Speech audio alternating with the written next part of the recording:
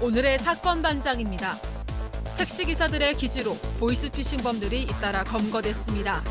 기사들은 지인인 척 112에 신고해 이들이 붙잡히도록 도왔습니다. 가짜 프로필로 여성들과 만남을 시도한 변호사가 손해배상 청구 소송을 당했습니다. 소송을 한 여성은 해당 변호사가 결혼한 것을 속이고 소개팅 앱에 가입했다고 주장했습니다. 옆집 강아지가 문 앞에 둔 짬뽕을 먹고 사망한 것을 두고 책임 공방이 벌어졌습니다.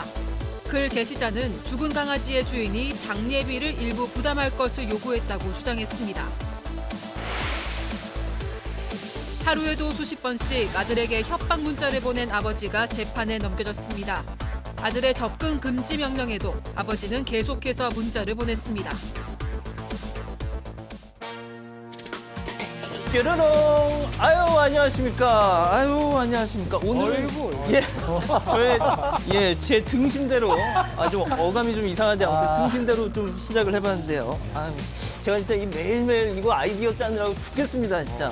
아, 어떻게 하면 좀 재밌게 등장할 수 있을까? 예. 알겠습니다. 자, 진실 추적자 사건 반장 시작합니다. NH투자증권이 오늘 발표한 2022년 대한민국 상위 1% 보고서를 보니까요. 이 상위 1% 가구의 순자산, 그러니까 이 총 자산에서 부채를 뺀 진짜 내 자산, 이 커트라인이 29억 2,010만 원이었답니다. 자, 좀 더 올라가 볼까요? 대한민국 상위 0.1%는 얼마냐? 76억 8천만 원. 야, 갑자기 좀 짜증나는데 오늘 출연자부터 소개해 올리죠. 자, 이수진 기자 그리고 양지열 변호사 나오셨고요. 네, 오윤성 순천향대 교수, 박지훈 변호사 나오셨습니다. 안녕하세요. 안녕하십니까? 자, 사건 반장은 출연자들이 같이 아파하고 같이 분노해주는 게 매력이죠 하신 마로님. 사바는 공식 팬카페 없나요? 저 가입할래요 하신 살 선생님. 다양한 인간 군상을 만나볼 수 있어서 너무 좋아요 하신 전설님, 미국의 신광님, 티안지님, 방수양님, 쭈님, MH2007님, 세 번째 운전면허 시험 또 낙방하신 조경옥님 모두 사랑합니다. 자, 재미는 물론 의리로 함께하는 6시 내 고정 사건 반장, 대한민국과 전 세계 동포 가족 여러분의 시선을 모아서 출발합니다.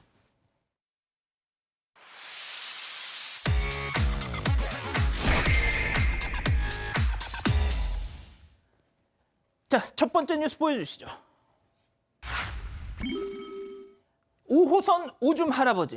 자, 여성의 치마와 신발에 소변을 본 70대 남성이 붙잡혔다고요? 네, 그렇습니다. 이틀 전에 서울 지하철 5호선에서 벌어진 일인데요. 만취한 70대 노인이 에스컬레이터를 오르다가 앞에 있는 여성한테 소변을 보는 일이 생긴 겁니다. 이 여성이 놀라서 소리를 지르니까 주변에서 도움을 줘서 이 노인을 잡았는데 이 노인 반응이 적반하장이었다고 합니다. 어허. 아니, 그러면 소변을 어디에다 보냐, 할아버지한테 그런 식으로 말하냐, 이런 반응을 보였다고 합니다. 자, 지금 들으셨죠? 어디 할아버지한테 그딴 말버릇이야. 오히려 버럭했다는 거 아닙니까? 자, 이자는 분명 이 젊은 사람들이 지하철에서 자리 양보 안 하면 요즘 젊은 것들은 말이야 버르장머리가 없어 하면서 소리 빽빽지를. 아이고, 진짜 양식 있는 진짜 어르신들한테 피해 주지 말고요. 정신 좀 차리세요. 안 그렇습니까, 박 변호사님? 그렇습니다. 참 저렇게 해서는 안 되겠죠. 만약에 좀 뭐 이렇게 정신적으로 그런 어떤 문제점이 있어서 했다면 모르겠지만 뒤에 발언을 봤을 때는 뭐 그런 게 있는 게 아닌 것 같습니다. 공공의 장소에서 저런 걸 했는데 이 범죄 자체는 재물손괴죄가 성립할 여지가 있습니다. 뭐 부수거나 했는 게 아닌데 왜 재물손괴죄냐라고 질문을 할 수가 있는데 우리 형법상 재물손괴죄는요. 손괴, 은닉, 기타 효용을 했을 때 성립해요. 효용을 했다고 볼 수 있거든요. 오물이 지금 묻었기 때문에 손괴죄도 성립할 수 있고 특정 부위를 노출을 했기 때문에 공공의 장소에서 공연음란죄도 성립할 수가 있습니다. 엄연히 범죄가 될 수 있고요. 경찰에서 이런 부분도 살피겠다고 말을 하고 있습니다. 예, 사파는 너무 젊게 그렸어요. 두 번째 뉴스 이어가죠. 문 앞에 낙서한 범인은 점점점입니다. 사진 함께 보시죠. 자, 한 아파트에 붙은 안내문입니다. 우리 집 앞에 소화전에 7개월 된 아이 이름이 적혀 있었어요 라고 쓰여 있는데요. 이 주민이 이상하다 싶어서 다른 집도 확인해 봤더니 세상에 집집마다 소화전에 사람들 이름이 적혀 있더라는 겁니다. 자, 어제 인터넷을 뜨겁게 달궜던 사연이죠. 영화 기억하실지 모르겠는데 손현주 씨 나오는 숨바꼭질 실사판이다. 이거 뭔가 범죄와 연관이 있는 거 아니냐 뭐 해가지고 난리가 났었는데 소화전에 아기 이름 적은 사람 누군지 확인됐다고요? 네, 송파경찰서에서 조사를 해보니까요. 이름을 적어놓은 건 우체국 직원이라고 합니다. 우체국 직원이 편의를 위해서 이 소화전에 입주민 이름을 적어놨다는 건데요. 경찰은 의혹이 해소됐다고 보고 이 사건을 종결했습니다. 근데 이제 원글을 보면 7개월짜리 아이 이름이 적혀 있었다는데 7개월짜리 아이가 택배를 받을 일이 있는지 이런 거 좀 짚어봐야 되고요. 진짜 또 그러네요. 네, 이 우체국 직원은 5759라는 숫자는 본인이 적지 않았다 이렇게 답했다고 합니다. 허허, 이거 참 좀 아리송하네요. 알겠습니다. 세 번째 뉴스 이어가죠. 이은혜 남편 생명보험 4건입니다. 자, 월급 다 보냈어. 나 배고파. 10,000원만 하면서 이 생활고를 호소했던 이 고인이 된 이은혜의 남편. 자, 그런데 이은혜는 그 남편의 명의로 다수의 생명보험에 가입한 사실이 확인이 됐습니다. 남편은 배가 고프다고 했는데 남편 이름으로 된 보험은요. 생명보험 4개, 손해보험 2개 이런 식으로 해서 총 무려 8억 원이나 손해보험을 받을 수 있는 보험에 결혼하자마자 혼인 한 5개월 정도 지났을 때 가입을 했다는 거고요. 그것 때문에 보험료만 한 달에 70만 원 가량을 냈다라는 겁니다. 물론 저런 사고가 일어났을 때 받을 수 있는 사람은 이은혜 본인이었습니다. 자, 이 한편 이은혜를 둘러싼 의혹 중에 두 번째였죠. 세 가지 중에 두 번째, 태국 파타야 스노클링 사건에 대해서 이 사망한 당시 사실혼 관계였던 전 남편의 친형이라는 분이 글을 올렸어요. 네, 뭐라고 썼냐면요. 해외에서 발생한 사고다 보니까 당시에는 적극적으로 수사하는 게 어려웠고 그러다 보니까 이은혜의 설명에 의존했다고 합니다. 근데 이제 이은혜가 해준 사고 당시 상황과는 지금 와서 생각해보니 좀 다른 점이 많았고요. 어허. 다만 동생의 사망보험금은 아버지가 받았고 이은혜가 받은 건 없는 걸로 안다. 이렇게 설명을 했습니다. 그렇군요. 인천지검은 태국에서 사망한 이 씨의 부검 기록을 확보하고 수사하고 있습니다. 예. 자, 한편 이 첫 번째 의혹으로 저희가 한번 소개해드렸던 이 석바위 교통사고. 이거는 사고 기록을 결국 찾지 못했다던데. 자, 경찰 내부에서는 이 교통사고 사망 의혹은 이건 뭐 허위가 아닌가라고 뭐 이렇게 조심스럽게 보고 있다면서요. 네, 그렇습니다. 왜 그러냐면 이 인천 석바위 사거리 교통사고가 경찰이 이것이 이제 알려지고 난 이후에 이은혜라고 하는 이름의 여성 동승자 사고를 찾아봤지만 현재까지는 파악이 되고 있지 않다라고 합니다. 그래서 인천경찰청 교통조사계 관계자가 이 경찰에 신고된 모든 그 교통사고는 기록이 남고 또 이 사람이 사망했다라고 하는 정도의 큰 그 부상을 입은 사고다라고 한다면 이것이 반드시 경찰에 신고 접수가 되지 않을 리가 없을 텐데 해당 의혹과 일치되는 정보가 현재까지는 없다는 거죠. 그래서 이제 그 경찰 내부에서는 이게 혹시 교통사고의 사망 의혹이 허위인 것이 아니냐라고 하는 이제 조심스러운 추측이 나오고 있는데요. 예. 지금 이제 핵심이 뭐냐면 이 이은혜라고 하는 사람이 보험금을 수령한 적이 있는지를 현재 그 문의를 하고 있는 중이라고 하고 지금 이제 여러 가지 어떤 진상 규명을 위해서는 속단을 하지 아니하고 모든 가능성을 열어놓고 조사를 하겠다라고 하면서도 가장 핵심이 뭐냐 의혹 해소를 위해서는 이 이은혜를 체포하는 것이 가장 급선무다라고 얘기를 하고 있습니다. 그러니까 이제 저희가 방송 후반부에 이 문제는 다시 한번 좀 얘기를 하겠습니다. 자, 네 번째 뉴스 이어가죠. 상습 신호 위반의 최후입니다. 먼저 영상 함께 보시죠. 자, 빨간불에 차량이 멈춰섭니다. 그런데 지금 뭐야 이거? 덤프트럭 지금 휙 지나가 버렸네? 빨간불인데? 자, 이 덤프트럭 잠시 후에 또 만나는데요. 빨간불인데 두 번째 또 지나가 버리네요. 자, 세 번째입니다. 빨간불입니다. 자, 그런데 안 지나갈까 했는데 또 그냥 세상에 중앙선 넘어가지고 휙. 네. 양 변호사님. 예, 저희가 이건 양 변호사님께 여쭤볼게요. 이 덤프트럭 말이죠. 네.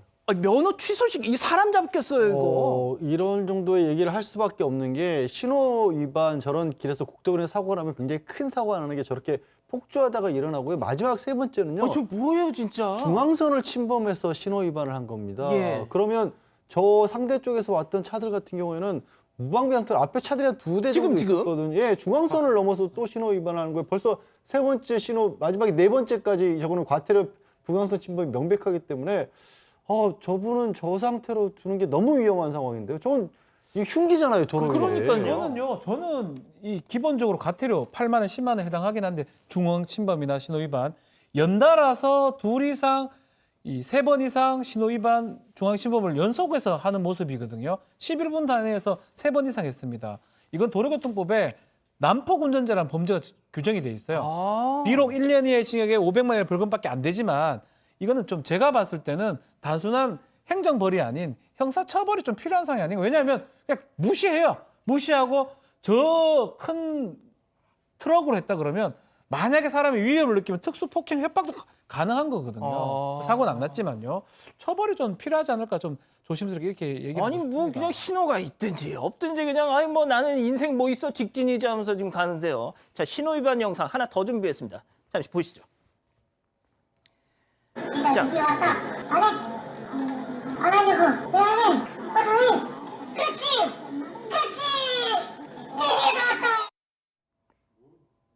자, 이게 이해가 안 가실 수 있는데 저 앞서 이 노란색 차가 상습 신호 위반을 했대요. 그런데 이 불박차가 내가 너 언젠가 잡는다 했는데 아이고 세상에 출근길에 딱 만났다는 겁니다. 그러니까 교수님이 교수님 그러니까 딱 그거예요. 그래서 너 이놈 잡았다 지금 그러는 겁니다. 예? 그러니까 이제 이전에 뭐 저런 그 행위를 하는 것을 몇 번 관찰했기 때문에 그렇죠. 아주 그냥 이제 그 이번에는 꼭 잡겠다 이런 얘기를 하시는 것 같은데 앞에서 나온 그 덤프 트럭이라든가 저 노란 차 운전자 같은 경우는요 평소에 저런 생활을 갖다가 늘 습관적으로 하고 있는 거죠. 그러니까요. 예, 그런데 문제는 이 교통사고라고 하는 것은 자신만의 피해뿐 아니라 상대방에 대해서도 그냥 가정을 파괴할 수 있을 정도의 그 어떤 나쁜 결말을 맞을 수 있는 그 가능성이 큰데 저렇게 자주 하게 되면 언젠가는 한번 정말 된볼 맛을 볼 수 있는 예. 그래서 아까 뭐 말씀하셨던 대로 처벌뿐만 아니라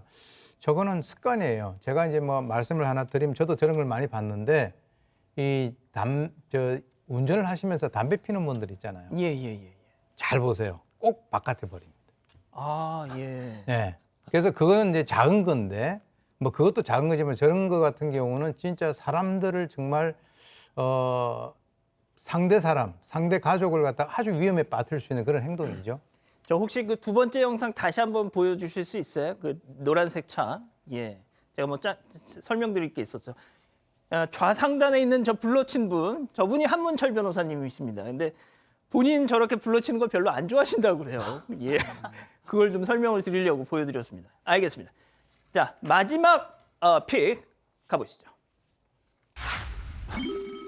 나 62살이다입니다. 화면부터 보시죠.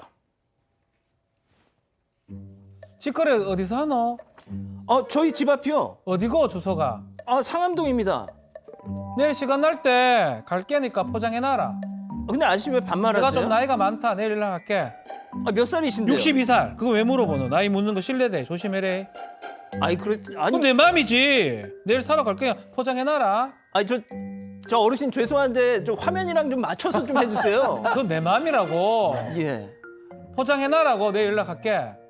야, 오지 마라, 이씨. 너 진짜 나도 열받. 말하는 태도가 이게 뭐 위아래도 없어? 나 너한테 안 팔어.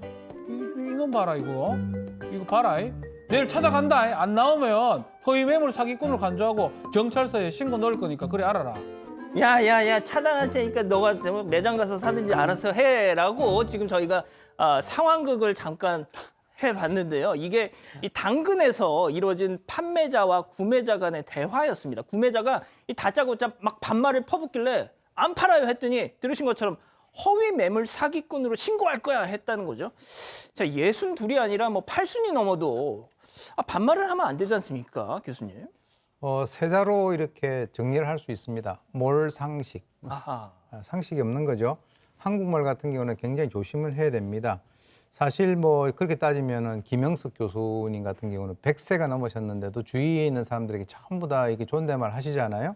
이 말이라고 하는 거는 그 사람의 인격을 갖다 나타내는 것인데 62세 같으면은 뭐 지금 한참 청년인데 뭐 이렇게 나이를 갖다가 많이 먹은 것 같은 예. 그런 그렇죠. 걸 하는지 모르겠는데요. 요즘 62살 되셔가지고 뭐 노인당 같은 노인정 같은 데 가면은 경로당, 첫째 이렇게 회원으로 그러니까 안 해줍니다. 그러니까요. 예. 그러니까 이제 62세 먹어 하셨기 때문에 이제 상당히 좀 이렇게 본인이 고무가 되신 것 같은데 환갑이 넘어서 저렇게 되면은 사실 뭐 이런 얘기를 들을 수 있습니다. 쌀을 반 토막을 삶아 드셨느냐 내지는 양반 학교를 나오셨느냐 반말을 하기 때문에 그래서 진짜 저게 어떤 그 서로 간의 SNS상에서 저렇게 이루어진 것이긴 하지만 직접 사람이 만나서 만약에 저렇게 하면 정말 망신당할 수 있습니다. 그럼요. 예. 자, 이렇게 조심해야지. 저희가 꽁트까지 하면서 이 비대면 속의 예의 바름에 대한 중요한 말씀을 드리고 있는데 나는 우리 오빠야 걔가 한 개도 안 웃긴다 카이 하면서 채널 돌리려는 우리 박지훈 변호사님 친동생 이 박경희 여사님 제가 웃겨드릴게요. 그냥 보세요. 네? 몸도 마음도 건강하게 자랐으면 잠깐만요. 몸도 마음도 둘 다 건강하길 바라면서 보험은요? 상해 질병도 마음 건강도 중요하니까 KB 금쪽 같은 자녀보험.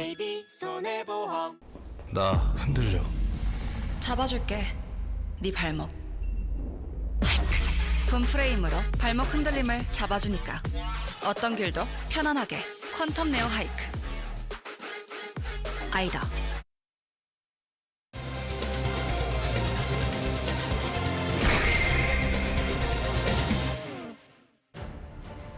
택시기사들의 기지로 보이스피싱범들이 잇따라 검거됐습니다. 기사들은 지인인 척 112에 신고해 이들이 붙잡히도록 도왔습니다. 사건의 전말을 파헤쳐봅니다. 택시기사가 보이스피싱범을 잡았습니다. 네, 그렇습니다. 이 택시기사님이 지혜를 발휘한 사건인데요. 이 기사님이 지난 1월 말에 좀 특이한 손님을 받았습니다. 시흥에서 여주까지 1시간 반가량이 걸려서 달려갔는데 잠깐 내렸다가 다시 출발지로 돌아가자고 하는 거예요. 그래서 좀 특이해서 기억을 해놨는데 한 달 뒤쯤에 경찰에서 전화가 옵니다. 그때 그 손님이 보이스피싱 현금 수거책이었다는 거예요. 근데 마침 또 전화를 받은 그 다음 날 그 특이한 손님이 이 택시를 다시 타게 됩니다. 그래서 이 택시 기사는 여기서 좀 지혜를 발휘했다고 합니다. 자, 그런데 말이죠. 이 보이스피싱범이랑 단둘이 있는 상황에서 저 112죠. 저 뒤에 보이스 이럴 수는 없을 거 아닙니까? 자, 어떻게 신고를 했던 건지 해당 그 기사님의 목소리 직접 한번 들어보시죠. 또 그 사람이 탄 거예요. 고속도로를 들었으면서 이제 바로 112에 전화를 했습니다. 형님하고 같이 식사하는 식으로. 형님 저 지금 안성 손님이 걸려서 가니까 갔다 와서 식사를 하시죠 형님. 그랬더니 112에서는 네 여기 상황센터입니다. 그러더라고요. 아 예 알고 있습니다 형님. 그랬더니 바로 112에서 눈치를 채고 지금 위급한 상황이십니까? 이렇게 바로 물어보더라고요. 그래서 아예예 그렇습니다. 그랬더니 바로 이제 고속도로 순찰대랑 연락이 된 거죠. 조화물 지나가고 있습니다 형님. 거기 남한산 IC 해장집에서 밥 먹읍시다. 그러니까 다시 말해서 점심 어디서 먹을까요? 그렇죠. 막 이렇게 동료랑 통화하는 척 했다는 거 아니에요? 아주 기지가 있습니다. 이 택시 기사분. 뭐 뒤에 보이스피싱만 탔는데요. 이러면 뭐 큰일 나잖아요. 112로 겁니다. 전화를 건 다음에 자연스럽게 형님 밥 어디서 먹죠? 어디서? 이게 중요해요. 장소. 그러니까 경찰도 상담원도 좋죠. 기지가 112입니다. 알고 있죠, 형님. 위급하죠? 네. 이제 이게 말이 통하는 겁니다. 아, 진짜. 위급하죠. 네 하니까 이제 어디 뒤에 이제 보이스피싱범은 뭐 식사 장소 얘기하겠지. 그 장소 얘기를 하고 이 경찰 상담원은 바로 고속도로 순찰대 전화를 해가지고 그쪽에 경찰관을 배치시키는 겁니다. 그래서 검거를 하게 된 것입니다. 야, 교수님 진짜 이건 뭐 이 기사분하고 112 종합상황실 그 경찰분하고 아니, 생전 처음 통화를 해봤을 텐데 거의 어떻게 호흡이 완전히 찰떡이에요. 그래서 지금 이제 일단 제가 며칠 전에도 말씀드렸습니다만 이은혜 같은 경우는 범죄 친화성이 뛰어나다 얘기했는데 이분 같은 경우는 이 범죄 대처하는 그런 어떤 그 순간적인 어떤 기지 그리고 담력 이런 것이 아주 뛰어나고요. 예. 그다음에 또 하나 제가 이제 좀 짚고 싶은 것은 112 상황실에 있는 그 요원도 아주 뛰어나요. 예. 왜 그러냐면 형님 식사 어디서 할까요? 그런데 네 장난 전화 안 받습니다 하고 끊어버렸습니다. 그러니까. 그러면 상황이 끝났겠죠. 예. 그런데 딱 거기서 여기는 112 센터입니다라고 했는데 거기까지 나오니까 예 알고 있습니다 하니까 이제 알아든 거예요. 이게 말이죠. 이 두 사람의 어떤 그 서로의 합의라는 게 굉장히 있는데 딱 그렇게 해서 이걸 잡은 것이 아닌가. 정말 택시기사분도 대단하시고 112 그 신고를 접수하는 그 요원도 상당히 대단하다 이렇게 볼 수 있습니다. 그러니까요. 자, 그럼 여기서 체크포인트 짚어보죠. 담배는 백회무익? 이게 무슨 얘기일까요? 자, 이 택시기사님 얘기 다시 한번 들어보시죠. 1월 26일자 이제 손님을 태우고 가는데 가는 길에 담배를 피우고 싶다고 그래가지고 휴게소에 잠깐 들렸습니다. 네, 마스크를 벗고 담배를 피잖아요. 그런데 이 사람이 전혀 씻지도 않은 거예요. 출장 가는 사람이. 그리고 그 치석이 상당히 많았어요, 입에. 그런데 그런 사람을 출장을 보낸다는 거는 좀 이상하잖아요. 그때 눈치는 챘어요. 뭔가 좀 이상하다는 거는 눈치를 챘어요. 야, 치석이 있는 것까지 어떻게? 와, 진짜 장난. 저분 뭐 대박이시다. 기지도 있으시고 아까 예. 보신 것처럼 눈썹도 정말 대단하시고요. 그러니까 너무 더럽고 그다음에 치석이 있는 거를 마스크를 내리자마자 그걸 봤다라는데 보통 사람들 같은 경우 그렇게까지 담배 피우면서 입을 하고 피지는 않잖아요. 그렇죠. 그 짧은 순간에 그걸 파악을 했다라는 것이고요. 저는 근데 더 대단한 건 사실 이분의 심성인 것 같아요. 이 기사분이 그 순간에 내가 보이스피싱범을 잡으면 피해자가 그만큼 줄어들지 않겠냐라는 생각을 하셨다는 겁니다. 그래서 이 시민으로서 이걸 눈 감고 넘어갈 수 없다라는 생각까지 하셨다는 거예요. 이야. 저는 이 심성이 더 대단하신 것 같아요. 그러니까요. 자, 그런데 이렇게 기사님들이 보이스피싱 현금 수거책을 검거한 사례 처음은 아니잖아요. 네, 그렇습니다. 수원에서도 비슷한 일이 있었다고 하는데요. 택시 기사님이 손님을 태웠는데 이 손님이 인천에 돈을 수금하러 간다, 뭐 이렇게 말을 했다는 거예요. 근데 이게 좀 말이 보이스피싱범 같은 말이잖아요. 그래서 이 손님이 내리자마자 경찰에 신고를 해서 이 보이스피싱범을 붙잡았습니다. 자, 그리고 박 변호사님, 네. 평택에서도 또 보이스피싱범을 잡은 기사님이 있다는데. 맞습니다. 예. 2월 25일 날 오후 1시에 또 택시 기사분입니다. 이분도 아마 눈치나 이 기지가 있었던 것 같습니다. 행선지를 갑자기 원래 이 서울 가려고 하는데 용인으로 바꿨다고 해요. 서울 용인 너무 차이 나잖아요. 그래서 좀 이상하다 싶어서 기사만 듣고 있었는데 누구랑 계속 연락을 하는데 뭔가 이상하고 보이스피싱에 가깝다고 생각이 들어서 이 중간 목적지 평택에서 112로 신고를 했고요. 정말 알고 보니까 경찰이 이 보이스피싱 범으로 이 사람을 검거하게 됐습니다. 예. 자, 그래서 이제 경찰도 이 세 분의 기사님들한테 피싱 지킴이라고 이렇게 타이틀을 붙여서 표창장을 또 했다고 하는데, 자, 교수님, 좀 정리를 해볼게요. 일단 제 얘기를 한번 들어보시고 교수님의 좀 생각을 좀 말씀해 주세요. 일단 피싱은 일단 본인이 주의하는 게 제일 중요하겠죠. 네. 예. 하지만 가족이 납치됐다, 뭐 이러면은 본인은 패닉에 빠질 수밖에 없습니다. 자, 그렇다면 그 다음부터는 주변 사람들이 도와줘야 되는 건데, 일단 현금을 빼려면 은행에서 돈을 찾아야 될 거 아니에요. 그렇죠. 자, 그렇다면 은행 창구 직원들이 요즘에 현금 쓰는 경우가 어디 있습니까? 갑자기 막 사람이 사색이 되는 얼굴로 와가지고 여기 통장에 있는 거 돈 다 찾아주세요. 그러면은 일단 창구 직원이 일단은 막을 수 있는 거잖아요. 실제로 그렇게 해서 이제 이 보이스 범죄 피해를 막은 그런 경우들이 꽤 많이 있어요. 이제 지금 뭐 창구에 계시는 분들 같은 경우는 이런 것과 관련된 교육도 많이 받으시고 또 그런 사례에 대해서도 이제 보도도 많이 접하시고 하기 때문에 이 사실 돈을 갖다가 그런 식으로 뺀다라고 하는데 그 빼러 오는 사람이 얼굴이 사색이 됐다라고 한다면 일단 창구에 계신 분들은 뭔가 좀 이렇게 홀딩을 좀 이렇게 그 지급 정지를 좀 시키실 필요가 있고, 그리고 이제 어떤 연유에서 그렇게 하는가 이런 식으로 해서 좀 유도를 해서 그런 분들이 보이스피싱 피해를 많이 입는 것을 갖다가 막는 그런 사례들이 있기 때문에 예. 뭐 그런 분들의 어떤 도움도 반드시 필요하다고 봅니다. 맞습니다.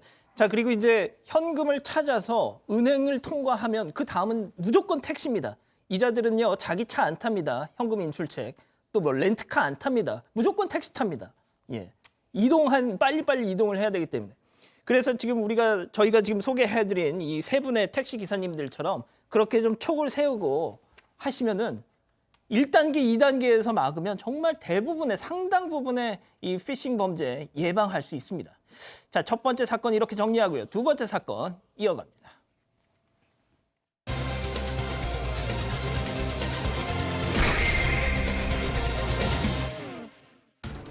가짜 프로필로 여성들과 만남을 시도한 변호사가 손해배상 청구 소송을 당했습니다. 소송을 한 여성은 해당 변호사가 결혼한 것을 속이고 소개팅 앱에 가입했다고 주장했습니다. 무슨 일이 있었던 것인지 알아봅니다. 이게 무슨 일이에요? 네, 이게 이 변호사가 가짜 프로필로 여성을 속이고 만남을 지속해서 문제가 된 겁니다. 남성은 이름과 나이, 경력, 이 모든 걸 다 속였다고 하는데요. 이렇게 거짓말이 가능할 수 있었던 이유는 이 두 사람이 작년 4월에 소개팅 앱으로 만났기 때문입니다. 오프라인에서도 만남을 이어왔는데 이 변호사가 주말만 되면 연락이 안 되더래요. 그래서 이 여성이 유부남인 걸 맨 처음에 의심을 했고 실제로 확인을 해보니까 유부남이었다고 합니다. 그래서 이 여성은 남성이 자신을 기망했다면서 3천만 원의 손해배상 소송을 걸었습니다. 자, 미혼인 척을 하고 만났다. 네. 이 남성의 정체는 뭐였습니까? 자, 대형 로펌의 변호사였습니다. 근데 이제 이런 뭐 신부에 이런 걸 다 속였던 것 같아요. 특히 이제 기혼이냐 미혼이냐 이게 중요하잖아요. 또 여성이 이 남성한테 물어봤다라고 해요. 이게 뭐 돌싱이라는 표현을 요새 많이 쓰잖아요. 이 재혼에 하는 경우 돌싱 아니지, 가거 없지 이렇게 직접적으로 물어봤다고 하는 걸 봤을 때는 뭐 묵시적으로 속였던 게 아니고 명시적으로 좀 속였던 걸로 보입니다. 그래서 이때 남성이 아니다, 믿어도 된다라고 해서 아마 여성 입장에서는 이 남성이 유부남이 아닌 미혼이라고 인식을 하고 만났던 것으로 보입니다. 자, 그렇다면 이 여성이 일단은 지금 저희가 전해드린 내용은 이 여성분의 주장입니다. 왜 미혼이라고 믿을 수밖에 없었는지 오늘 두 번째 사건 체크포인트 짚어보죠. 나 장가 보내줄래? 라는 말을 이 변호사가 했다는 거잖아요. 저 말이 어떤 과정에서 나왔는지, 물론 피해자 주장이라는 걸 전제로 말씀을 드리자면요. 이 남성 첫 번째 만나고 나서 연락을 취해왔다는 거예요. 만나고 싶다라고 해서 여성도 호감이 있었기 때문에 만나서 뭐 산책을 하고 같이 걸었는데 집에 좀 가서 물이라도 한 잔 마시고 가고 싶다라고 했다는 겁니다. 예. 그래서 집에 갔더니 그때부터 이제 뭐 신체적 접촉을 시도를 했고 거부를 그때는 처음에 했대요. 예. 그래서 또 세 번째 만났을 때도 또 그런 관계를 집에 가서 굉장히 강하게 요구를 해서 여성이 이게 진지한 관계 아니면 그런 식으로 곤란하다라고 했더니 남성이 했다는 말이 그럼 나 장가 보내줄래라고 얘기를 했다는 겁니다. 이게 어떻게 들리세요? 그럼 결혼할 수 있다는 얘기로 들리잖아요. 그 의미 그렇게까지 얘기를 하니까 또 계속 거듭해서 우리 정도 나이라면 진지한 관계에서는 성관계가 필요하다라고 얘기를 해서 그래서 여성은 이제 지금 성관계에 응했다라고 그렇게 주장을 하고 있는 겁니다. 예. 교수님이 어떻게 보면 저거는 이제 나는 너랑 결혼할 생각도 있으니까 이제 뭐 진짜 성인들끼리 뭐 이런 거잖아요. 사실상 저 멘트는. 글쎄요, 이제 나 장가 보내줄래라고 하는 것은 결혼을 자기는 안 했다라고 하는 말을 돌려서 얘기한 거예요. 그러니까 이제 상대방의 입장에서는 사실은 뭐 이 여성의 주장이 사실이라고 하는 전제하에서 이 여성의 입장에서는 이 사람의 직업도 굉장히 괜찮은 직업이고 거기에다가 뭐 나 장가 보내줄래라고 하면 이게 좀 내가 그동안에 결혼 안 하고 있었던 이유가 바로 이 사람을 만나기 위해서 지금까지 있었겠구나라고 하는 그런 생각을 갖다 할 수도 있는 것이죠. 하죠. 그리고 이제 또 보게 되면 이제 통상 그 남성들이 여성들의 집에 가겠다라고 얘기를 했다 그러잖아요. 예. 그래서 이제 뭐 집에 들어가서 물만 마시자라고 하고 물만 마시고 또 이제 그 다음번 계속 이렇게 요구를 하는 것인데 결국은 이제 어떤 성관계까지 갔다라고 하는 것이니까 여성들의 입장에서는 남성을 자기 집에 이렇게 오라라고 했을 때는 굉장히 그거는 좀 주의를 하셔야 될 그럴 부분이다. 왜 그러냐면 나중에 문제가 되면 내가 집에 들어가겠다라고 하는데 허락을 했지 않냐, 뭐 그것도 몰랐냐, 뭐 이런 식으로 나올 수 있는 그런 상황이기 때문에 많은 그 여성분들 또는 딸을 가지신 분들은 그것을 굉장히 좀 주의 깊게 생각을 하셔야 될 것 같습니다. 예. 자, 여기서부터 시작입니다. 이제 의심하기 시작해요. 유부남 아니야라고 딱 생각을 하게 된 계기가 있었죠. 네, 일단 주말에 연락이 안 되는 걸 가장 의심했다고 하는데요. 그런데 그뿐만이 아니라 이 변호사는 데이트를 할 때 여성의 집에서만 했다고 합니다. 그래서 맨날 여성의 집으로만 가려고 했던 게 좀 의심스러웠고 집에 갈 때도 택시를 잡는데 정확한 집 주소를 입력하지 않고 매번 이제 예를 들어서 한남역 편의점 이런 식으로 모호한 주소를 찍었다는 거예요. 이렇게 의심스러운 정황이 너무 많아서 여성은 분명히 뭔가 있다 이렇게 의심을 하게 됐다고 합니다. 제가 진짜 뭡니까 유부남 뭐 구분하는 법 뭐 이런 게 있어요. 인터넷에 보면은 진짜 첫 번째가 이겁니다. 주말에 연락이 안 된다. 주말에 유독 시간이 없다고 한다. 두 번째가 새벽에라도 꼭 집에 가려고 한다. 그다음이 결혼에 관심 없는 척한다. 결혼 이야기만 나오면 사실 난 비혼이야 뭐 이런 얘기를 한다는 그게 중요한 게 아니죠 지금 이 상황에서. 자 교수님 그런데 이 이후에 약간 의심하기 시작한 그 뒤부터 약간 태도가 달라졌다면서요? 통상 이제 의심을 하게 되면 남자의 어떤 그 태도, 행동, 언행에서 약간 변화가 있습니다. 그래서 이제 주말이 되니까 서로가 만나는 시간이라든가 이런 것들이 이제 기회가 줄어드니까 주말만 되면 연락이 안 되는 거니까 혹시 유부남 아니냐? 여성의 입장에서는 굉장히 불안하죠. 유부남하고 지금 이제 사귀고 뭐 성관계까지 갖는 그런 상황이니까 솔직히 얘기해봐라. 혹시 유부남이 아니면 다른 여자가 있지 않느냐? 이 사람이 이제 주중에 뛰고 또 주말에 또 다른 여성과 이렇게 어떤 그 상황을 만들 수 있기 때문에 괜찮으니까 얘기해봐라고 얘기를 했는데 아니야, 가족 점심 먹으러 왔다 이렇게 얘기를 합니다. 그렇게 생각해서 미안하네라고 한 뒤에 점점 그런 것을 의심을 하니까 바로 그 순간에 연락을 딱 끊어버리고 맙니다. 연락을 끊었다. 자, 일단 이 여성이 모든 사실을 알고 당연히 이 변호사에게 사과를 요구를 했겠죠? 네. 자, 그런데 돌아온 건 전혀 다른 거였습니다. 자, 꼬리가 길면 밟히기 마련이죠. 아마 지인들이 제보를 했던 것 같아요. 저 사람 유부남 같다. 그래서 알게 됐고요. 뭐 당연히 알게 됐기 때문에 뭐 책임을 묻든지 하여튼 이 여성이 남성한테 했던 걸로 보입니다. 근데 문제는 왜 속였냐고 하니까 오히려 적반하장으로 이 변호사가 나왔다고 합니다. 특히 사건을 공론하지 마라. 공론하면 너도 다친다. 그 여성의 주장에 따르면 좀 어떻게 돼 있냐면 부모 얘기를 좀 꺼냈다 그래요. 너네 부모 네가 이러는 거 아시냐. 너도 프로필 조금 거짓말로 과장해 쓴 거 아니냐.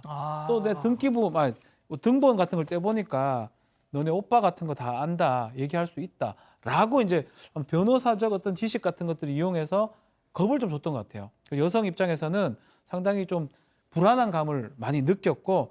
자, 그러면 이 변호사, 이 남성 측 얘기 뭐 반론이나 이런 것도 전해지고 있나요? 뭐 공식적으로 나온 건 없습니다. 그리고 여전히 이제 여성 측, 피해자 측의 주장에 따르면 소장 접수하자마자 바로 다른 변호사를 이제 자기 방어로 해서 선임을 했다라는 거예요. 근데 들으면서도 상당히 좀 불쾌한 게 이 피해자의 주장이 맞다고 한다면 이 남성 자기 법률 지식을 이용해서 여성을 협박한 거잖아요. 그렇죠. 너 뭐 법적으로 불리하게 만들 수 있다. 그렇죠. 굉장히 저는 좀 불쾌합니다. 솔직히 같은 변호사로서.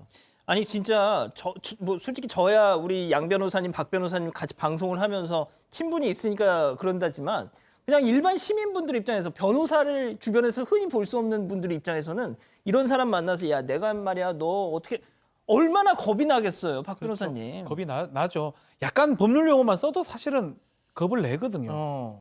결국 이제 소송의 결과는 아직 나오진 않은데 아마 좀 지켜봐야 될 것 같은데 뭐 형사로 되긴 좀 어려워 보입니다. 민사가 될 수 있을 것 같아요. 불법행위에 기한 손해배상 청구가 지금 가능한 상황이긴 한데 과연 그 불법행위가 있는지, 두 번째 손해하고 연관성이 있는지, 그렇다면 손해 금액은 얼마인지 이게 위자료가 될 것 같긴 한데요. 예전에 이렇게 프로필 같은 거 이제 거짓말했을 때 손해배상액이 책정된 사건이 있긴 합니다. 그거는 정신과 치료를 받았을 때였거든요. 그래서 그런 부분은 좀 확인이 좀 돼야 될 것 같습니다. 그때 3천만 원 네. 판결이 나왔던 걸로 제가 기억하는데 알겠습니다. 계속 좀 지켜보죠. 두 번째 사건 이렇게 정리하고요. 세 번째 사건 이어갑니다.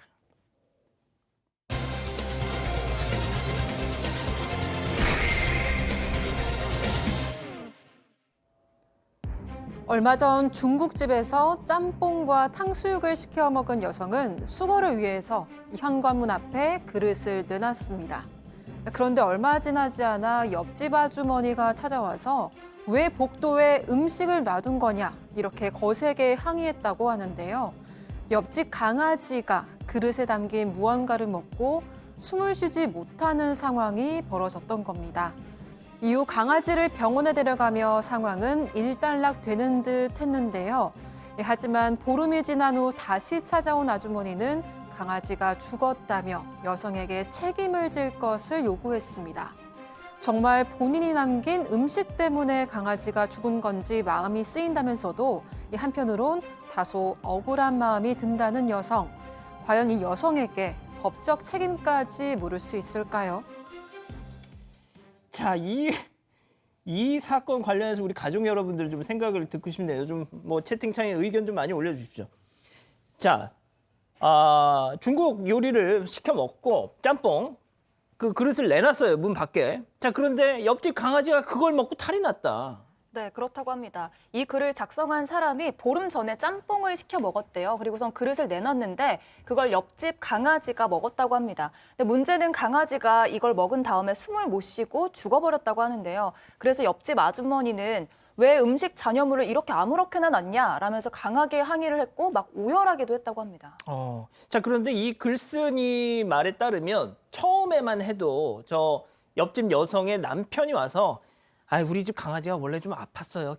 뭐 약간 오늘 내일 했던 거라서 신경 쓰지 마소. 막 이렇게 하고도 해서 넘어갔었다면서요. 네, 이제 글 쓴 분도 굉장히 마음이 착하신 것 같아요. 그렇게 아주머니가 다녀가시고 나서 뭔가 마음이 불편해서 신경이 쓰였는데 마침 문이 열리는 소리가 나서 또 나가봤답니다. 그랬더니 이 견주의 남편분이 요즘 우리 강아지가 좀 자주 아파서 우리 안사람이 좀 많이 예민해져 있다라고 사과를 하더란 겁니다. 그래서 그때까지만 해도 좀 뭐 마음이 걸리긴 했지만 그런가 보다 하고 넘어갔던 거죠. 자, 문제는 그 다음부터 벌어졌다는 건데 체크포인트 짚어보죠. 강아지 장례비 내놔!입니다. 이런 요구를 받은 거예요, 교수님. 이런 상황에 대한 어떤 그 기준이 필요하죠. 무슨 말이냐면 일반적으로 아파트에서 중국 음식을 먹고 그 그릇을 집 밖에 내놓는 행동이 굉장히 이례적인가, 아니면 아파트에 강아지가 나와서 돌아다니는 것이 이것이 이제 정상적인가, 그 판단을 해야 되는데 어떤 행동이 일반적이냐 하는 것이죠. 뭐 저 같은 경우 예를 하나 들어보겠습니다. 지금 이제 그분이 이사를 가셨는데 우리 아파트가 이제 복도형인데 이 아파트 복도에 키우는 강아지가 나와서 그 복도에 실내를 많이 해요. 예. 그래가지고 그쪽에 있는 주민들이 좀 상당히 불편했던 그런 적이 있었거든요. 그러나 이제 보통 저 같은 경우도 중국집에서 이렇게 음식을 먹으면 그걸 바깥에 내놔요. 근데 이걸 내놨는데 그 개가 나와서 그걸 먹고 어떻게 됐다. 그런데 여기에 대한 장례비를 책임져라 라고 하면은 글쎄 대부분의 분들은 여기 아마 동의를 하시기가 좀 힘들지 않겠나라고 하는 생각을 해봅니다. 예, 지금 우리 가족 여러분들도 그 견주가 관리를 좀 못한 거 아니냐 그런 얘기도 대부분 하고 계시고, 꺼벙이라는 아이디를 쓴 분은 짬뽕을 구속하라 뭐 이런 지금 말씀도 하셨고.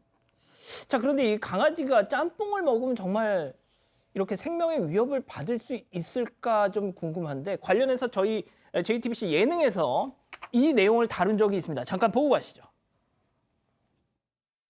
근데 실제로 강아지들이 양파 중독으로 오는 애들이 제일 많아요. 만두 먹을 때 준다거나 갈비탕 먹을 때 준다거나, 우리 사람 음식에는 양파가 정말 많이 들어가 있는데요. 양파를 조금이라도 먹고 났을 때 문제가 되는 건 증상이 혈뇨를 봐요. 몸 안에 있는 적혈구를 다 파괴합니다. 양파가? 네. 갈비탕에 있는 고기만 건져준다거나, 그럼 이거 역시 양파가 들어있는 상태에서 끓여진 거기 때문에 그 양파의 독성은 아무리 끓여도 없어지지 않아요. 또 저걸 보니까 또 진짜 짬뽕 때문이었나 싶기도 하고요. 그렇죠. 짬뽕의 그 매운 것 때문에 그럴 거라고 생각했는데, 저도 뭐 과학적 지식이 없기 때문에 결국은 그 짬뽕이나 짜장면 안에 들어있는 양파가 지금 문제가 됐던 것 같아요. 짬뽕에 양파 많잖아요. 양파 미안합니다. 예, 맛있게는 먹긴 그러니까 많잖아요. 많죠. 예. 강아지의 적혈구를 지금 파괴할 수 있다고 하거든요. 그렇다면 독한 성분이기 때문에 그것을 먹고 뭐 위장장애 등등으로 사망이 가능한 겁니다. 그래서 뭐 지금 보면 결국은 그 양파 때문에 사망했을 가능성을 배제할 수 없는 게 아닌가 생각이 듭니다. 자, 그러면 일단 뭐 그거는 좀 일단 양파의 어떤 뭐 효과에 대해서는 좀 차치를 하고, 굳이 이제 좀 잘잘못을 좀 따져보면 이 강아지 관리를 잘 못한 견주 탓이냐, 아니면은 진짜 최소한 뭐 랩이나 신문지로라도 이렇게 쌓아서 좀 잘 봉해서 내다 놓지 못한 이 제보자의 잘못이냐? 좀 어떻게 봐야 될까요? 죄송합니다만 저도 오늘 강아지가 양파 먹으면 죽는지 처음 알았어요. 그렇죠. 예. 처음 알았습니다. 예. 그래서 뭐 이제 사실 그거는 근데 제가 볼 때는 그 강아지를 만약에 도로에다가 이렇게 내놔서 교통사고가 발생하면 그게 그 견주의 책임일까요? 운전자의 책임일까요? 예, 그런 어떤 그 느낌을 갖는데 뭐 이 방송이 나오고 난 뒤에는 이제 이걸 아시는 분들, 우리 사건 반장 시청자분들은 좀 이렇게 배려 있게 드시고 난 뒤에 위에를 이렇게 쌓아놓으실 가능성이 있는데 그 전까지는 아마 저 같은 경우도 우리 그 아파트에 있는 개가 복도에 돌아다니다가 제가 내놓은 그 중국집 음식 먹고 죽었을 가능성도 있다라고 하는 그런 측면에서 봤을 때는 글쎄요, 이게 누구 책임이라고 하는 것보다는 오히려 이 견주가 뭐 장례 비용이 20-30만 원 하고 수의나 관을 갖다가 추가하면 40-50만 원이니까 여기에 그걸 내라 이렇게 얘기하는 것보다 정말 인연이 안 돼서 갔구나 이렇게 생각하시고 다음번부터는 복도에 개를 갖다가 내놓지 않는 게 낫지 않겠나. 제 개인적인 생각입니다. 예. 뭐 저희가 이 양파 얘기를 전해드렸어도 우리 가족 여러분들은 견주 책임이 더 크다 이렇게 말씀을 하시는데 양 변호사님 좀 어떻게 생각하세요? 아마 우리 시청하신 분들이 그 말씀을 하시는 건 우리 그 사건 사고로 이 반려견 때문에 물린 사고 오히려 소개 많이 하잖아요. 며칠 전에도 그렇죠. 반려견 산책시키려다 다른 강아지 물어서 죽인 경우도 있었는데 저도 의아한 게 그럼 저 말씀은 저 복도식 아파트의 복도에 강아지가 혼자 나서 돌아다녔다는 얘기잖아요. 그래서 그렇죠. 그게 확인은 해봐야 되지만 저도 일단 그 부분이 좀 마음에 걸립니다. 그러니까 음식을 내놓으신 분으로서는 예상하기가 어려운 상황. 우리가 과실이라고 책임을 물을 수 있는 건 피할 수 있었을 때 책임을 묻거든요. 근데 강아지가 혼자 돌아다니다가 내가 내놓은 음식을 먹을 걸 예상할 수 있었을까라는 건 저도 조금 회의적이에요. 예, 알겠습니다. 세 번째 사건 이렇게 정리하고요. 네 번째 사건 이어갑니다.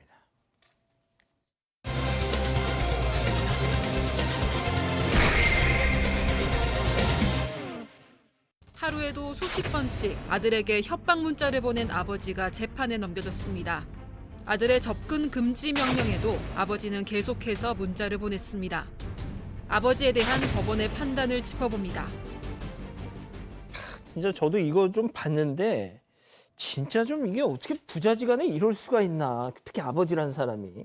자, 이 기자가 좀 다시 한번 정리를 해 주시죠. 네, 일단 문자 내용부터 좀 살펴보면요. 가만히 두지 않겠다. 나를 배신했다. 널 비참하게 만들 수 있다. 이런 내용을 보냈다고 하는데요. 이런 협박성 문자가 매일같이 오는데 많게는 하루에 20통도 넘었다고 합니다.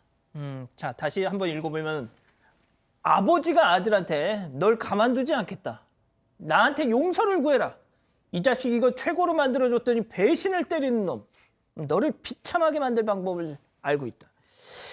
이게 뭐예요 도대체 양 변호사님. 사실 가정불화에서 비롯된 거예요. 뭐 좀 씁쓸한 사연입니다.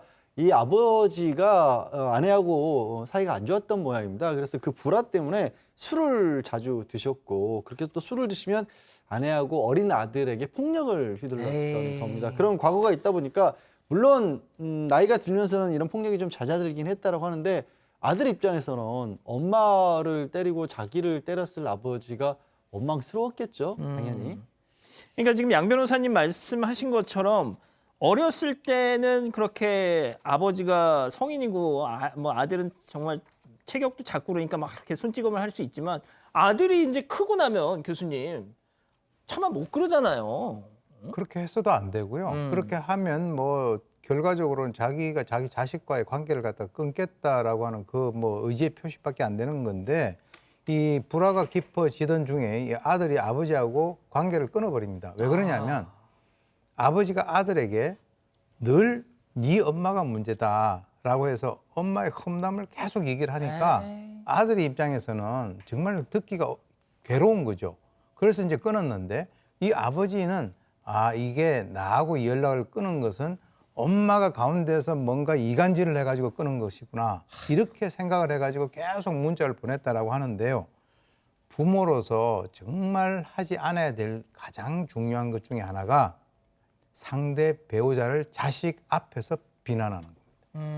이 부부는 부부 사이로 끝내야지. 안 그래도 이 사람 같은 경우는 엄마 아버지 사이가 나빠서 그 가운데서 자기는 얻어맞기도 하고 얼마나 괴로운 시간을 보냈는데 그러니까 이제는 아무리 아버지라고 하더라도 만나기 싫은 거죠.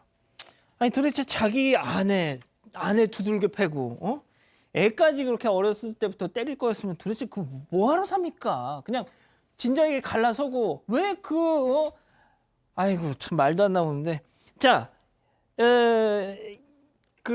지금부터입니다. 지금부터 중요한데 아들은 이제 아버지와 사실상 의절을 하고 집을 나와서 이제 직장 생활을 하는데 세상에 그 직장까지 찾아가가지고 행패를 부리네 또. 자, 이게 이제 문제가 됩니다. 뭐 싸워서는 안 되겠지만 그 싸운다고 하더라도 그게 밖으로 나가서는 안 되는데 아들이 공기업에 지금 근무를 하고 있어요. 공기업에 민원을 넣습니다. 아버지를 무시하는 아들이 어떻게 직장의 직원이 되느냐라고 민원을 넣기도 하고요. 심지어는요, 민원 정도가 아닙니다. 직장에 찾아오기도 해서 이 직장 동료라든지 상사한테 아들 나쁘다. 그리고 아들을 나쁘게 표현하면서 다른 사람한테 괴롭힘까지 하면서 이 아버지가 이 정도를 좀 벗어났던 것처럼 보입니다. 자, 얼마 전 종영한 이 JTBC 드라마 기상청 사람들에도 제가 그 비슷한 장면을 본 기억이 있는데 남자 주인공의 아버지가 이 회사에 찾아와가지고 그러니까 기상청에 찾아와. 지금 나가고 있네요. 막 깽판을 막 있는 대로 막 부리는 지금 장면이 나가는데 지금 저희가 전해드리고 있는 이 상황이 저 드라마 속 상황하고 똑같은 거예요. 예? 아니 교수님 만약에 저희 아버지가 와서 막 회사에서 저런다? 내 동료들 앞에서? 저는 사표 씁니다 그날로. 예? 어떻게 망신스러워서 어떻게 회사 다녀요? 막 사건 반장 생방하는데 막 뛰어 들어오시고 이렇게 아버지 되면 뭐 하신 거예요? 막 이러겠죠 제가. 예, 그렇죠. 예. 근데 제가 이제 아는 사람들 중에서 부모가 저렇게 하는 사람들이 적지가 않아요. 그러니까 드라마까지 나오게 되는 거죠. 예, 그렇게 해서 뭐냐면 너의 앞길을 내가 막아버리겠다. 네가 나에게 그런 식으로 대하는데 네가 어떤 식으로 여기에서 직장 생활을 할 수 있느냐라고 하는데요. 이것은 정말 이것도 하지 않아야 될 두 번째입니다. 첫 번째는 배우자 앞에서 자식 앞에서 배우자 욕하는 거. 두 번째는 자식 직장 같은 데 찾아가서 망신 주는 거. 그래서 부모는 이 자식의 힘이 되느냐 짐이 되느냐라고 하는 그런 측면에서는 바로 이런 분들은 엄청난 짐이 되는 분들이네요. 아니 이 왼수지 이게 아버지예요 이게. 자 체크 포인트 짚어보죠. 제발 접근하지 마세요. 자 결국 접근 금지 신청을 한 거군요. 네, 아들이 너무 힘이 드니까 이제 아버지가 접근하지 못하도록 법원에 요청을 했고요. 법원도 그걸 받아들였습니다. 그런데 아버지가 이걸 무시하고 계속해서 아들을 괴롭힌 건데요. 그러다 보니까 이제 검찰 조사를 받게 됐습니다. 아버지가 여기서 이런 말을 했다고 하는데요. 아들이 날 힘들게 하니까 나도 힘들게 하는 거다. 그리고 내 모든 걸 다 해서 보복하겠다. 이렇게 말했다고 합니다. 자, 양 변호사님 결국 이 아버지라는 사람 법정에 섰어요. 첫 번째 이 폭력이 계속 이어졌던 거예요, 사실은. 그래서 협박도 이어졌고 그래서 처음에는 기소유예가 됐죠. 기소유예를 하면서 이제 대신에 접근은 금지하라고 접근 금지 명령이 내려졌을 거 아니에요. 그걸 위반하고 또 접근을 해서 협박 문자도 보내고 하니까 그 접근 금지 명령 위반에 대한 재판이 있었을 것이고 또 접근 금지 명령을 위반했으니까 다시 한번 접근 금지 명령이 또 내려졌을 거 아니에요. 근데 그것도 또 어긴 거예요. 그러니까 재판만 2번을 받게 된 겁니다. 그래서 첫 번째 재판에서도 이거는 이 아들이 너무 오랫동안 정신적 고통을 받았다고 해서 징역 1년 실형을 받았고요. 이게 또 황당한 거는 다른 사건으로 추정이 되는데 이미 그때도 집행유예 기간이었던 겁니다. 아이고. 그러니까 그걸로도 1년 실형을 받았고 두 번째 접근 금지 위반에 대해서 또 징역 1년, 2번이나 1년 실형을 받은 거예요.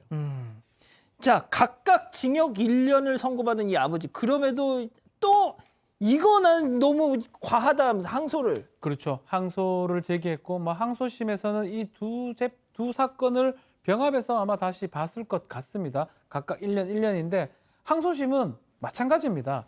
이런 일이 발생하고 접근 금지가 됐는데도 그렇게 했고 재판 중에도 계속 문자를 버리면서 계속 괴롭혔다고 지금 알려져 있습니다. 그래서 보낸 메시지, 동기, 횟수 고려하면 지금 나간다 하더라도 재범의 가능성이 매우 높다라고 하면서 두 가지 합쳐서 1년 10개월의 징역을 선고했습니다. 자, 교수님, 저는 말이죠. 이 아들이야 그래도 이제 장성하고 또 뭐 직장도 다니고 하니까 어느 정도 그런다지만 이 엄마, 이 아들의 엄마는 이 사람하고 좀 분리를 좀 시켜놓든지 좀 진짜 저는 그분이 더 걱정돼요. 제가 볼 때는 이 어머니 입장은 그냥 지옥이라고 볼 수 있어요. 왜 그러냐면 자기가 낳은 그 아들이 있는데 아버지, 자기 남편이 그 아들의 앞길을 저런 식으로 막으려고 하는 저 상황을 어머니로서는 정말 이게 견디기가 어려운 상황. 그러니까요. 그러니까 아까 제가 이제 뭐 짐이냐 힘이냐라고 말씀드렸는데 힘이라고 해가지고 뭘 도와주고 하는 게 아니라 저 뒤에서 이렇게 지켜봐 주는 것만, 가끔씩 그렇게 해서 뭔가 얘기를 하려고 할 때 얘기를 들어주는 것만, 그것이 바로 부모의 힘입니다. 알겠습니다. 네 번째 사건 이렇게 정리하고요. 계속해서 사건 연구소 이어갑니다.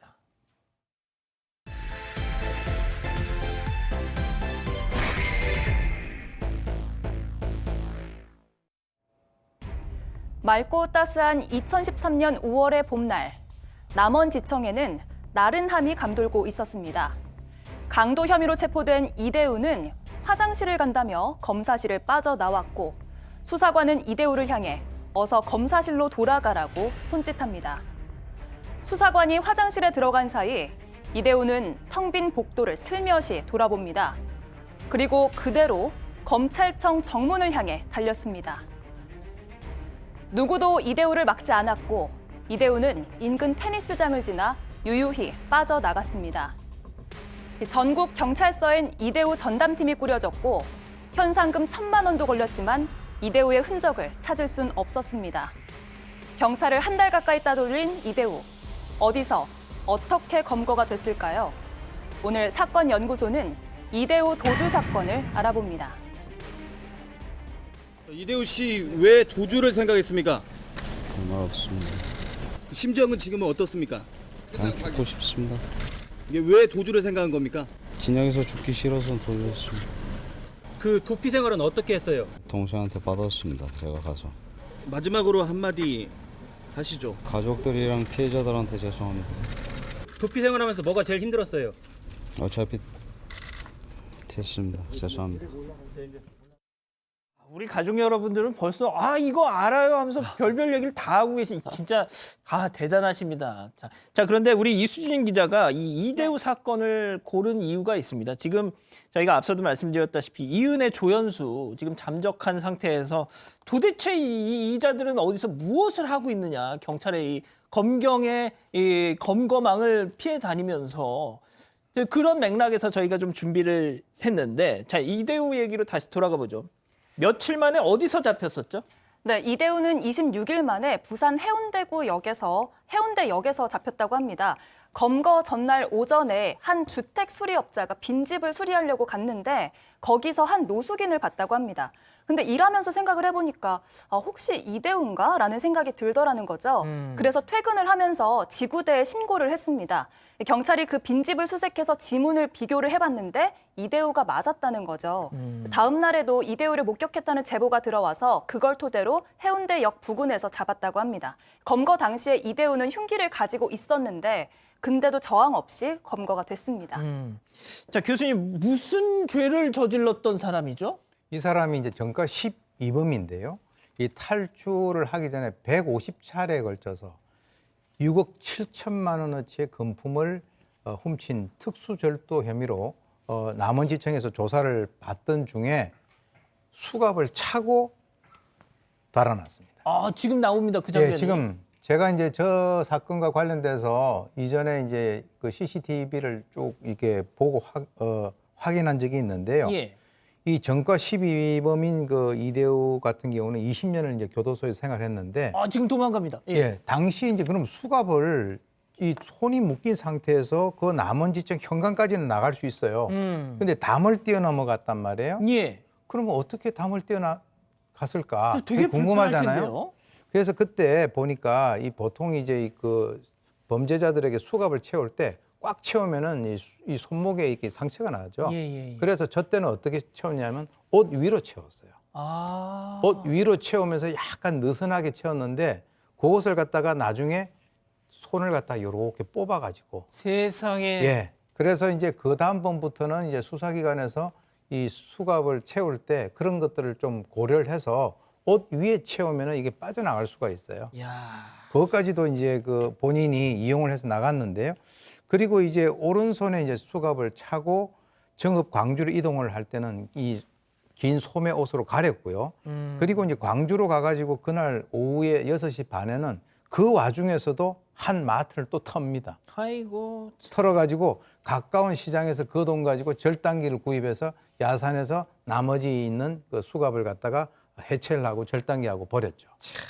아니 박 변호사님. 네. 근데 진짜 이대호 딱 얼굴 보면 이게 보통 막 이래요, 뭐 등치가. 등치도 있고 이 괴력의 소유자다라고 지금 소문이 많이 났어요. 당시 신창원이 이제 있었기 때문에 예. 제2의 신창원 공포가 있었는데 왜냐하면 지금 얘기했다시피 수갑을 풀었다는 거. 예. 그 이유는 있지만 그리고 남원지청의 그 높은 담을 홍길동처럼 뛰어넘었다는 거. 아하. 그리고 이제 이대후에 또 어떤 일들이 있어요.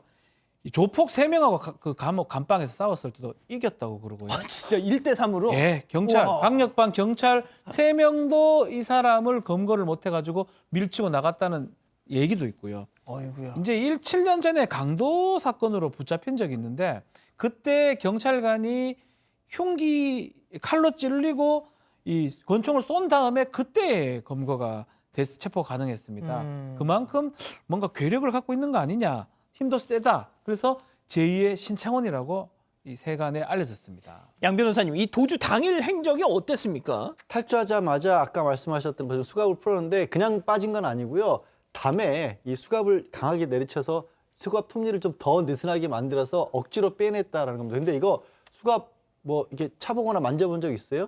보통 저는 선량한 사람입니다. 아니 이게 기자니까 취재하다가 경험상 취재하다가. 예, 그럴 수도 예. 있잖아요. 예, 예. 그게 보통 힘으로는 그렇게 친다 그래서 톱니가 느슨해지는 그런 물건이 아니에요. 거기서부터가 이미 괴력이라는 게 드러난 거고요. 그렇게 탈주하자마자 아까 말씀하신 것처럼 저기가 남원지청이었으니까 남원에서 정읍으로 택시를 타고 가는데 택시비 없죠. 당연히 돈 안 내고 그냥 도망갔습니다. 그리고 또 다른 택시를 갈아타는데 광주까지 가요. 거기서도 당연히 돈 못 냈겠죠. 바로 더 주려고 그다음에 이제 마트에서 현금 30만 원 훔쳐서 이때부터는 이제 도피 자금을 마련을 해서 그때부터 버스를 타고 대전으로 이동을 합니다.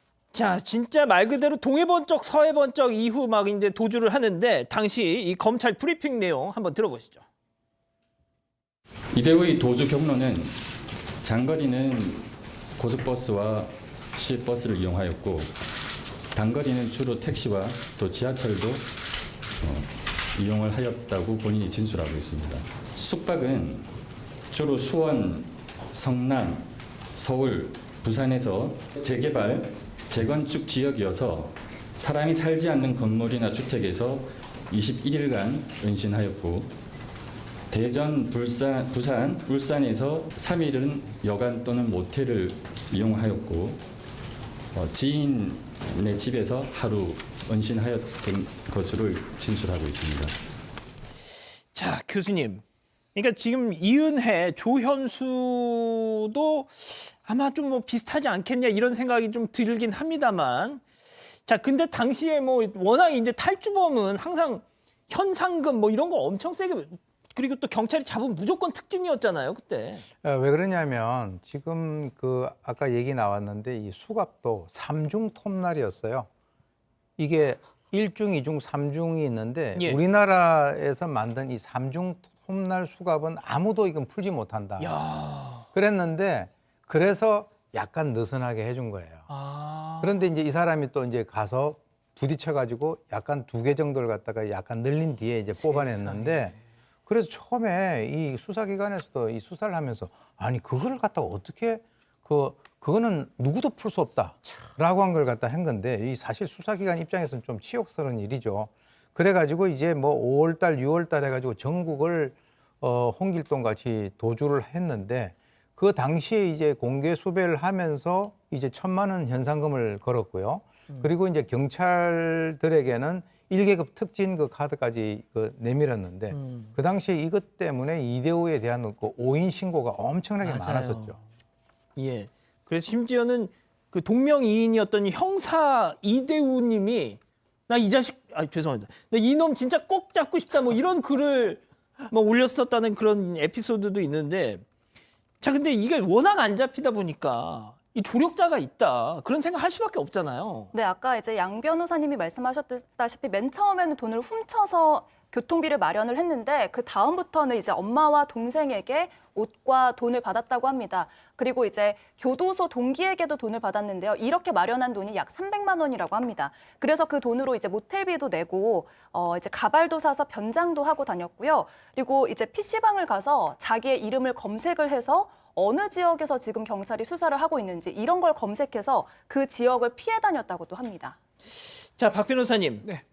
자, 이제부터 이 얘기를 하죠. 26일 만에 부산에서 검거가 됐습니다. 그렇죠. 지금 이제 좀 눈치를 채고 이 터미널 근처에서 주변을 집중적으로 검색을 했는데 이대호를 바로 발견했다고 합니다. 근데 이제 놀랍게도 순순히 검거에 응했다고 해요. 어허. 괴력을 가지고 있을 거라고 생각을 했는데 예. 아마 별다른 저항을 안 했다고 그러고요. 뭐 안에 뭐 드라이버나 장갑, 손전등 있었다 하는데 그거 쓰지도 않았던 것 같고 과도를 차고 있었긴 한데 쓰지도 않았다고 합니다. 아마 본인이 자포자기를 했던 것 같고 언론에서 자기 얘기가 나오니까 아마 좀 실망을 하고 극단적 선택을 생각했던 걸로 보입니다. 그래서 아니면 또 밥을 좀 못 먹어서 힘이 없어서 또 힘을 또 못 썼을 수도 있고요. 어쨌든 간에 순순히 검거가 된 상황이었습니다. 자, 교수님. 근데 진짜 도피 중에 가족들을 만났다고 아까 이 기자가 소개를 했잖아요. 아니 세상에 이거 등잔 밑이 어두워도 이거 경찰이 최소한 그 가족들 집 주변에는 좀 이렇게 있었어야 되는 거 아니에요? 그때 당시 이제 그 밀착 감시를 한다고 했어요.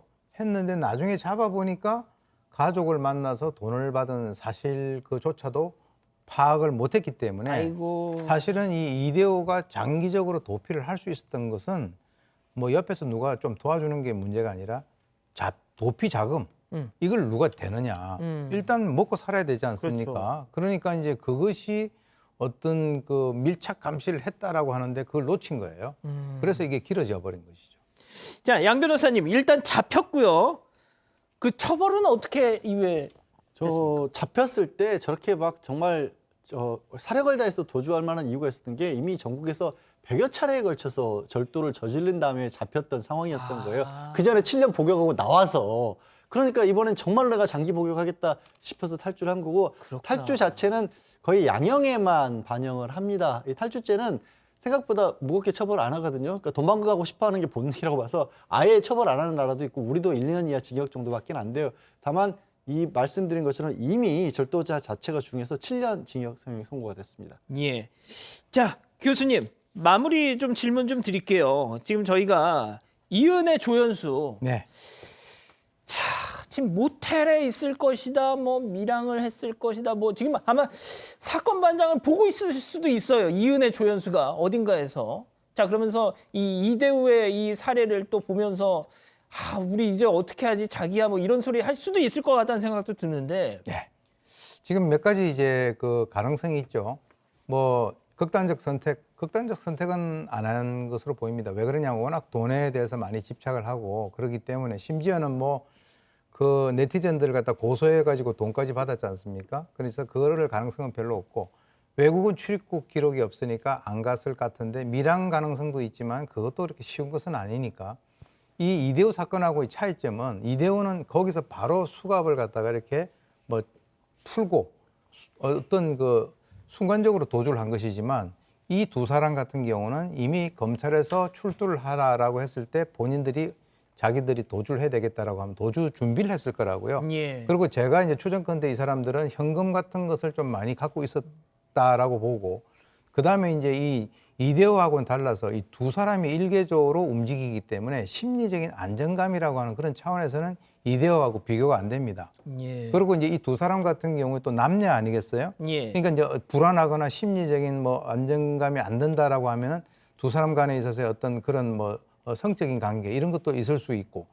그런데 이제 문제는 이제 현금을 가지고 있다 하더라도 이번에 공개 수배가 돼 가지고 얼굴이 다 알려져 있기 때문에 지금 이제 상당히 심리적으로 불안한 그런 상태일 것 같은데 제가 혹시 이 그 사건 반장을 보고 있다면 그 두 사람이 어떤 사건이라도 이 시작이 있으면 끝이 없는 게 없어요. 그러니까 빨리 하루라도 본인이 누가 신고를 해서 검거되는 것보다는 자수를 하는 것이 오히려 조금이라도 형을 갖다가 좀 줄일 수 있는, 용서를 받을 수 있는 그런 부분이 있다라고 얘기를 해봅니다. 자, 이은혜 조연수 자수해서 광명 찾으세요.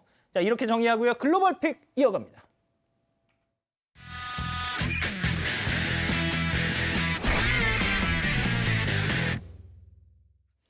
자, 오늘 첫 번째 픽 일본으로 가보시죠. 네, 개 한 마리가 도로 위를 걸어가고 있는데요. 개의 걸음이 좀 이상하죠. 대체 뭘 보고 있는 걸까요? 고개는 뒤로 돌린 채 옆으로 걷고 있습니다. 얘 어디 아파요? 아프진 않고요. 네, 이제 개가 지금 견주와 산책을 나왔는데 같이 산책을 나섰던 꼬마 견주가 학교 안으로 들어가 버리자 이렇게 아이가 사라진 쪽을 쳐다보면서 개걸음을 걷기 시작했다고 합니다.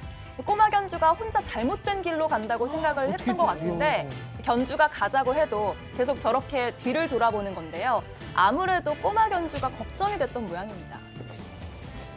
네, 안이라는 이름을 가진 저 강아지는 아주 어릴 때부터 이 집 아이와 함께 자랐다고 하는데요. 꼬마 견주와 항상 붙어 있으려고 하고 늘 시간을 같이 보내고 싶어 한다고 합니다. 산책을 하러 가는 건 줄 알았는데 꼬마 견주가 갑작스럽게 떠나서 충격을 받은 모양입니다. 아, 약간 그 개가 개걸음을 걷고 있어요, 지금. 그 개가 그 개는 아니죠. 이거 발음이 좀 어떻게 구분하는지 모르겠는데. 자, 아무튼 두 번째 픽 영국으로 이어갑니다.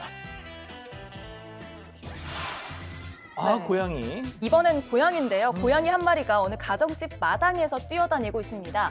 집사가 호스로 물을 뿌리자 물줄기를 쫓아서 달리기 시작합니다. 물줄기를 쫓아 정신없이 뛰어다니고 제자리에서 이렇게 한 바퀴 도는 고양이의 모습이 정말 귀여운데요. 놀랍게도 다른 고양이들은 물줄기를 보고도 흥분하지 않고 얌전히 지켜보고 있습니다. 성격이 다른가 봐요. 네, 그렇습니다. 영국에 사는 크레이그 존스 씨는 터닙이라는 고양이와 파스닙이라는 고양이 두 마리를 키우고 있는데요. 이 터닙이라는 고양이가 방금 보셨던 것처럼 성격이 굉장히 활발하고 물을 굉장히 좋아한다고 합니다. 개냥이라고 불릴 정도로 이라고 하는데요. 파스닙은 정반대로 조심성이 많다고 합니다. 저는 그 레이저 있잖아요. 네네. 레이저로 이렇게 막 하면서 놀아주거든요. 네. 그러면 진짜 그 빨간 점을 보고 그렇게 막 미친 듯이 저희 고양이는 막 돌아다니는데 중요한 얘기가 아니고요. 자, 세 번째 픽 호주로 가보시죠. 호주. 아, 뭔가 쏟아집니다. 네, 자동차 블랙박스가 나오는 순간 걱정이 되시죠? 빗길을 달리고 있는 차량인데요. 화면 오른쪽을 기다려보시기 바랍니다. 자, 보셨습니까? 저 픽업트럭 한 대가 나타나더니 그대로 도로를 가로질러 가정집 울타리를 뚫고 들어가 버립니다. 어찌된 일인지 픽업트럭이 속도를 늦추지 못하고 미끄러진 건데요. 깜짝 놀란 운전자가 차를 세우고 이 동승자가 차에서 내려서 사고 현장으로 지금 가봅니다. 혹시 뭐 다쳤나 싶어서. 운전자 괜찮나요? 자, 픽업트럭 문이 열리는데요. 그리고 한 여성이 차에서 내립니다. 안 다친 것 같아요, 멀쩡하게. 자, 동승자가 경찰에 신고하기 휴대전화를 꺼내는데 저 여성은 픽업트럭 뒷좌석에서 가방을 꺼냅니다. 분위기가 좀 심상치가 않은데 목격자들이 다가오자 여성의 눈치를 보더니 옆으로 슬금슬금 움직입니다. 옆으로. 그리고 네, 남성이 마당 안으로 들어가니까 저 여성 옷가지를 바닥에 떨어뜨리고 몸을 피해버립니다. 지금 가는 거 어디 가요? 지금 도망치려는 거예요. 도망치려는 거. 그러니까 왜? 목격자들이 집 앞으로 몰려들었고 여성을 붙잡는 데 성공을 합니다. 그리고 경찰이 사고 현장으로 출동을 했고요. 저 여성 체포했습니다. 음주운전이었어요. 아이, 진짜. 그러니까 저렇게 나머지 그 도로 울타리까지 뚫고 그렇죠. 들어갔던 거죠. 알겠습니다. 네 번째 픽 미국으로 가보시죠. 자, 아이고, 여기는, 싸우고 있네. 네, 뉴욕의 지하철 안인데요. 보시는 것처럼 두 남성 몸싸움을 벌이고 있습니다. 한 남성이 다른 남성의 머리를 잡아당기고 있고 주먹으로 얼굴과 머리를 마구 때리기까지 합니다. 다른 남성은 저항도 제대로 못한 채 고개를 숙이고 그대로 끌려다니고 있는데요. 왜 저래요? 몸싸움이 일어나기 전에 가해자가 피해자 맞은편에 앉아 있었다고 합니다. 그런데 갑자기 가해자가 피해자에게 침을 뱉으면서 후추 스프레이를 뿌려버리고 싶다 이렇게 말했다는 겁니다. 그러면서 성소수자를 비하하는 발언까지 했다는데요. 현지 경찰은 피해자가 자리에서 일어서서 아마 피하려고 했겠죠? 일어서니까 가해자가 피해자 머리카락을 잡아 뜯기 시작했고 주먹으로 얼굴과 머리를 여러 차례 때렸다고 전했습니다. 아유, 얼마나 놀랐겠어요, 피해자. 그러니까 말이에요. 갑자기 낯선 사람이 다가와서 자기한테 뭐 이게 비난을 하든지 공격을 했으니까 얼마나 황당했겠습니까? 이 사건으로 피해자는 머리에 상처를 입었고요. 가해자가 머리카락을 잡아 뜯는 바람에 머리카락까지 빠졌다고 합니다. 이후 인근 병원에서 치료를 받고 일단 안정을 되찾았다고 합니다. 경찰은 이 사건을 중요한 증오 범죄로 보고 폭행 사건 용의자 찾고 있습니다. 알겠습니다. 5번째 픽 최근 온라인에서 화제가 되고 있는 영상 함께 보시죠. 네, 단발머리를 한 여성이 화면에 보이죠? 그런데 뭔가 좀 어색하지 않나요? 약간 메타 수준. 네. 뭐야 이거? 알고 보니까 사람이 아니라 로봇입니다. 이렇게 보니까 느낌이 오네. 그렇죠. 이 로봇이 세계 최초의 로봇 아티스트로 인정을 받은 아이다라고 하는데요. 2019년 영국 옥스퍼드대 연구진과 현지 로봇 업체가 공동 개발을 했다고 합니다. 내장 카메라와 인공지능 그리고 로봇파를 함께 활용을 해서 그림을 그릴 수 있습니다. 그림을 지금 그림 그리네. 네네네. 이 아이다의 눈에는 인공지능 시스템과 결합된 카메라가 있는데요. 피사체를 정하고 아이다가 의사결정을 내리면 곧바로 그림을 그린다고 합니다. 그림 한 장을 그리는데 5시간 이상이 걸리는데 절대로 그래도 이제 똑같은 그림을 그리진 않는다고 합니다. 자화상까지 그릴 수 있다고 하는데 이 아이다의 이야기 한번 들어보시죠. I have a lot of inspirations from different places. I'm deeply inspired by the visual arts, also literature, Dante, Orwell. 네, 아이다는 이달 말에 2022년 베니스 비엔날레를 통해서 일반인들에게 공개가 될 텐데요. 아이다가 현장에서 어떤 그림을 그리게 될지 벌써 기대가 됩니다.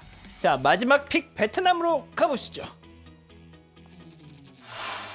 이거 뭘까요? 네, 이 남성이 동그란 테이블을 들어 올리더니 입 위에 이렇게 올려놓습니다. 그리고는 균형을 잡기 시작하는데요. 양팔을 벌려서 음악에 맞춰 춤을 추기도 하고요. 제자리에서 빙글빙글 돌면서 묘기를 선보이기도 합니다. 이 테이블 무게가 꽤 될 것 같은데 떨어뜨리지도 않고 균형을 잘 잡고 있죠.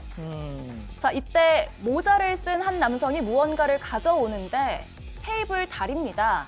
이 남성은 동그란 테이블을 다리 위에 고정을 한 뒤 테이블 다리 하나를 저렇게 입으로 들어 올리면서 두 번째 묘기를 이어갑니다. 근데 뭐 저희가 많이 봤잖아요. 근데 이거 좀 약한 것 같은데.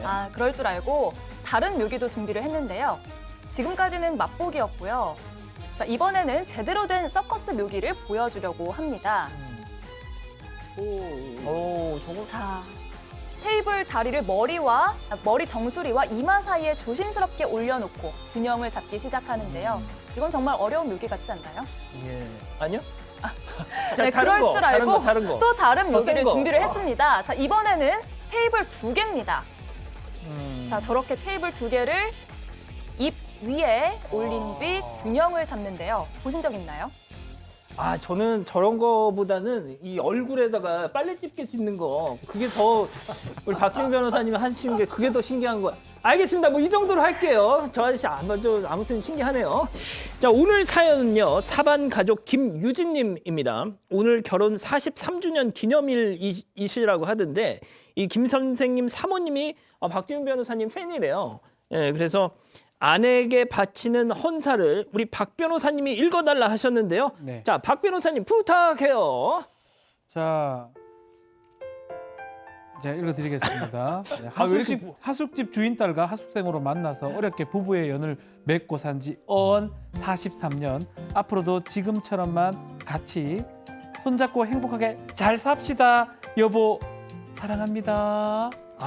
예, 감사합니다. 43년 하숙집 주인 딸과 하숙생으로 만났다. 좋네요. 자, 사랑하는 사건 반장 가족 여러분, 오늘도 행복한 저녁 되시고요. 이어지는 뉴스룸까지 쭉 정주행해 주십시오. 저희는 내일도 별이 6개 저녁 6시에 다시 옵니다. 자나깨나 오미크론 조심. 안녕히 계십시오.